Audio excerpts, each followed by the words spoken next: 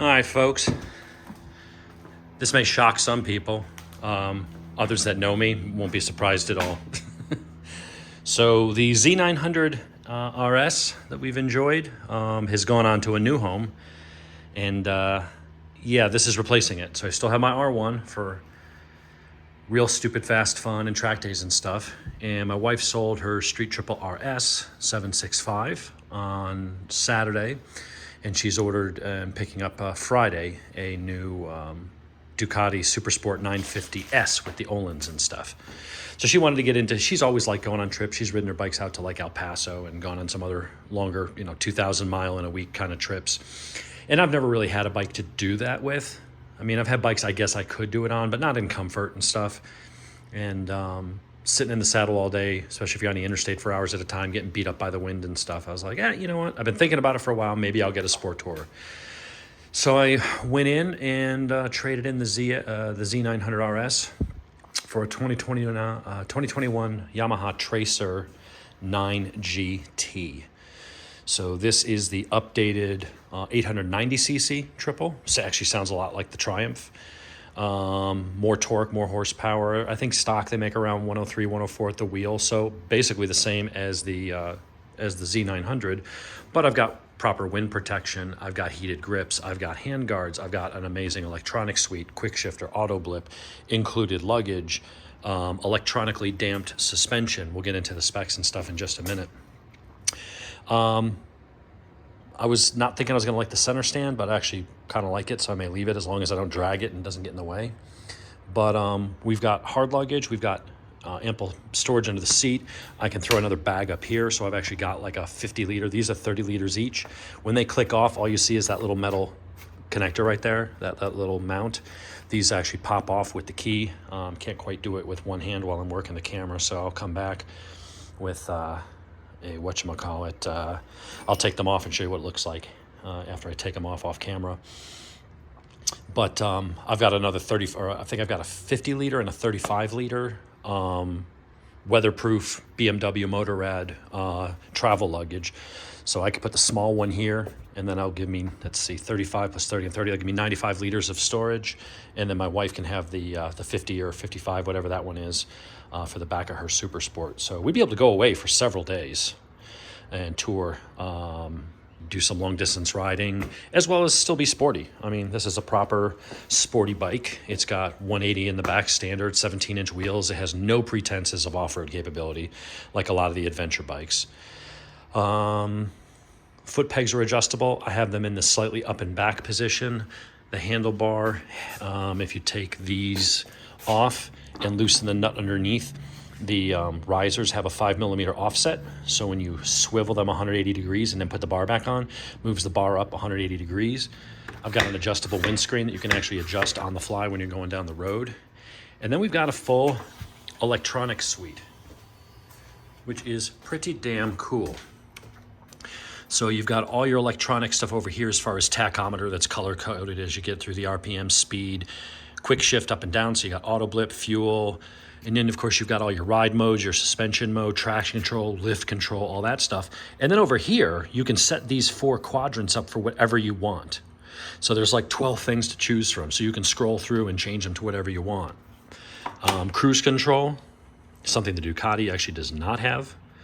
So the controls are very similar to the R1 over there. And then what is really cool was the heated grips. Coming home last night in the dark, it was getting chilly, right down in the 40s. And, with no sun on you to help you warm you up. Between the wind deflection here and having the, the heated grips, I only had it on 4 of 10, and I had to turn it down to 3 because my hands were like toasty warm. Haven't played around too much with the suspension yet. I did add in some preload. It was on kind of minimal settings, so I did add preload in the front. That's really the only adjustment. Your rebound and compression are controlled by the ECU. And then out back, I've got a remote preload adjuster here. No tools, just crank it up. So dialed in a little bit more there. I'll have to get it up to my friends at GMD CompuTrack. Have them set the sag. But other than that, there's nothing to adjust with the clickers. You've got a sport mode, which firms the suspension up, and it's dynamic. So as you're rolling along, it senses like, are you accelerating? Are you braking? If you're braking, it can stiffen up the compression in the front so it doesn't dive as much. Same on the back. When you accelerate, it'll stiffen up in the back so that it doesn't squat as much. Get some gook from a sticker there. Get that off. So far, I only wrote it home from the dealer, so I've got to take some paperwork over there at lunchtime, insurance binder and crap like that I didn't think to bring with me yesterday. But I'll go ahead and get that stuff to them. Let's see if I can do this with one hand.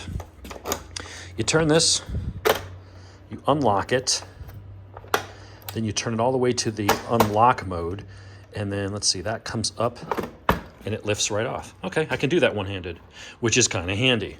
So we'll go ahead and put this over here. Let's go get the other one, and then we'll do a walk around without it. Because without it, it looks, it's not a sport bike per se, but turn it to there. Let's see. Unlock it, turn it to the unhook. This one, for some reason, okay, all the way up, then over, then up. Okay, that's easy enough. Throw that over here. And now, doesn't look bad. I mean, you see the mount there, but it's not too bad. Pretty straightforward. There's good storage under the back seat. So I've got my paperwork and stuff until my tag comes in. So you got a little bit of storage, more than most bikes these days, to put some stuff. And then if you take off that seat is also height adjustable. So I've got it in the highest position to give me the most leg room. So far, I'm pretty damn impressed with it. Would have preferred to have it in red, but I think that'll do, Pig. That'll do. The rims are nice. They're actually the same color. They're the spin-forced cast rims, so they're lighter. And they're the same color as my new R1, which is kind of cool. I'll do a ride review. I got to figure out where to mount a camera, because I can get another one of those mounts that clamps right here. But with this stuff here, it's going to have to be on a pretty high stock, which means that it's going to move around a lot. So I'm going to have to come up with something for a mount. I wonder if I can mount it right there. I don't know. We'll have to think about that. That may be the one thing I got to work out, is where to put a camera. Be easy to put a mount somewhere. Use one of these screw holes and screw in a GoPro mount on the back here. Let's see, we covered heated grips. I've also got auxiliary power right there. All the turn signals are nice and bright LEDs. Let's see. So, pretty bright. So what it is these are your actual headlights. These are your running lights, and then these are aimed at an angle. So it has the new generation 6-axis IMU from the R1. So it knows when you're leaning. So the traction control systems, the ABS, the braking, everything, lift control, all that is taking into account pitch, yaw, roll, all that stuff. And so when you go into a turn, instead of having moving headlights, and you have to, there's some of those that follow and move on servos, and will shine into the corners, so it illuminates where you're turning. But those can break after a while because you got motors going back and forth and stuff that can stick. So here they just have separate lights aimed at an angle. So when you lean into a turn, if you're leaning into a left-hand turn, that will then turn on and illuminate that area that's off to the left, because your headlights are still kind of facing forward, right? So you want that light to illuminate the left. And when you make a right turn, the right-hand light will turn on and illuminate the road to the right into the turn where you're going. Kind of clever way of doing it. Probably a cost-saving measure as well, but hey, it works. The exhaust note is pretty good. It's cold, and I don't want to start it up right now and let it warm up. We'll get some video of that later. But yeah, the tires are decent. They're the new T32 Sport Touring tires from Bridgestone. Instead of the S22s, these are T32s. So I'm guessing probably semi-soft on the side and harder in the middle for longevity. All the reviews say they're pretty good. I got to get the brakes bedded in. I might get better pads, because the braking, again, I'm used to this. When I hit the brakes, I was like, not a lot of initial bite. They work, but I wasn't impressed with them. Wasn't alarmed by it, but I certainly wasn't impressed by it. So maybe they just need to bed in properly, because I got the bike. It had 1 mile. It had never been ridden. So we'll see if that improves. If not, I'll get some Galfer sintered or EBC HH pads. The exhaust note we'll hear later. It actually sounds pretty good, and on this kind of bike, I'm probably going to leave it, because you really see how it's all welded. You got your collector up there and then a big fat wide pipe where the cats are and stuff. This doesn't have a traditional muffler. The muffler exits out the bottom. So you got to replace the whole system, including the headers. And there's only a couple companies that are making them. There are making some. About $1,500. Then I got to wait and see if they can flash the ECU. I don't know if they've cracked this one yet, so I don't know if I'm going to go that route, because you're talking $2,000. If it's something like a decat pipe and a flash tune, you know, and you're in $450 combined, you know, that's kind of cool. But I don't think I'm going to go that route for this kind of bike. If I want something loud, we got that. So anyway, that is the new Tracer 9 GT. It's got the new MT09 motor in it, more torque, Euro 5 compliant. I think I've covered just about everything. We adjusted the seat, we adjusted the foot pegs, we adjusted the handlebar forward. It's still very upright. You're almost sitting like an adventure bike. Not quite, but almost. So it's very, very comfortable so far. We'll see if the seat works for me. If not, there's a couple companies already making comfort seats that just slap right on. So if you got any questions, hit like, hit subscribe, throw the questions in there.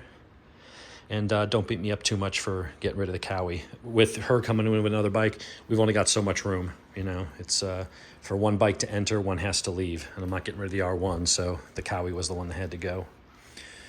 But yeah, that's what we got for today. Anyway, got any questions? Throw them in the comments.